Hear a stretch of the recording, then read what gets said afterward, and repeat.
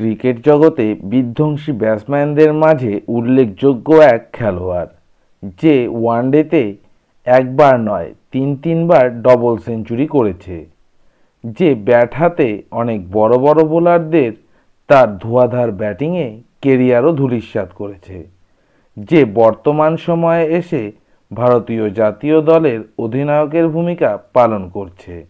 সে আমাদের সকলের পছন্দের রোহিত শর্মা।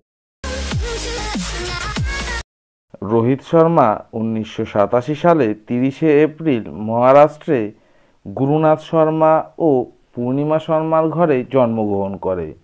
সে বড় হয়ে ওঠে তার দাদু ঠাকুমা ও তার কাকার কাছে। দীনেশ লাডের কাছে তার প্রথম ক্রিকেটের সূচনা হয় 1999 সালে। তিনি প্রথমে ক্রিকেট শুরু করে অফ স্পিনার বোলার হিসাবে, কিন্তু তার ব্যাট করার দক্ষতাও যে ছিল সেটা তার কোচ বুঝতে পারে, এমনকি তাকে ব্যাট করার প্রতি নজরও দিতে বলে। রোহিত শর্মা 13 ডিসেম্বর 2015 সালে তার গার্লফ্রেন্ড ঋতিকার সাথে বিবাহে আবদ্ধ হয়, এমনকি তাদের একটি কন্যা সন্তান আছে। রোহিত ইন্টারন্যাশনাল দলের হয়ে প্রথম ওয়ানডে খেলে আয়ারল্যান্ডের বিরুদ্ধে 2007 সালে। সে প্রথম দিকের কেরিয়ারে অসফলতার কারণে তাকে অনেকবারই রিজার্ভ বেঞ্চে বসতে হয়। তারপর ভারতীয় টি-20 দলে সুযোগ দেয় 19 সেপ্টেম্বর ইংল্যান্ডের বিরুদ্ধে, কিন্তু তার টেস্ট দলের সূচনা তুলনামূলকভাবে একটু দেরি করেই ঘটেছিল। রোহিত টেস্ট প্রথম খেলে 2013 সালে ওয়েস্ট ইন্ডিজের বিরুদ্ধে। তার এই 3 ফরম্যাটে মিডল অর্ডারে ভালো পারফরমেন্স না থাকায় দলের অধিনায়ক মহেন্দ্র সিং ধোনি তাকে ওপেনার খেলানোর সিদ্ধান্ত নেয়। এমনকি অধিনায়ক ও রোহিত শর্মা দুজনেই সফলতা পায়।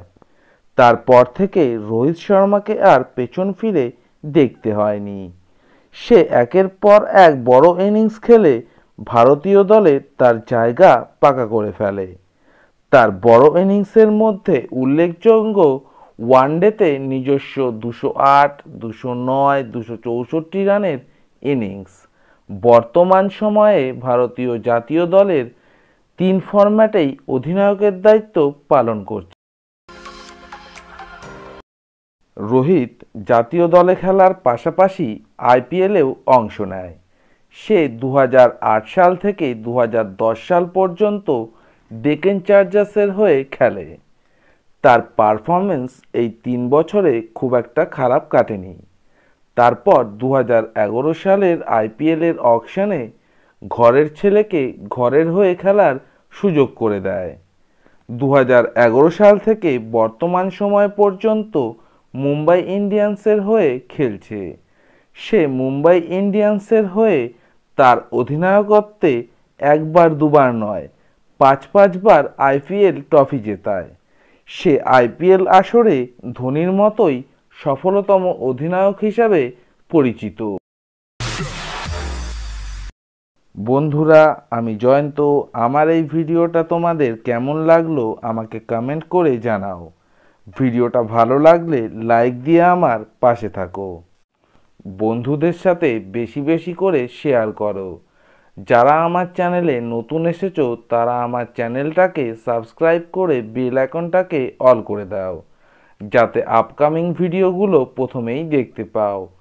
আজকের মতন বাই বাই। আবার দেখা হবে পরের ভিডিওতে নতুন টপিক নিয়ে।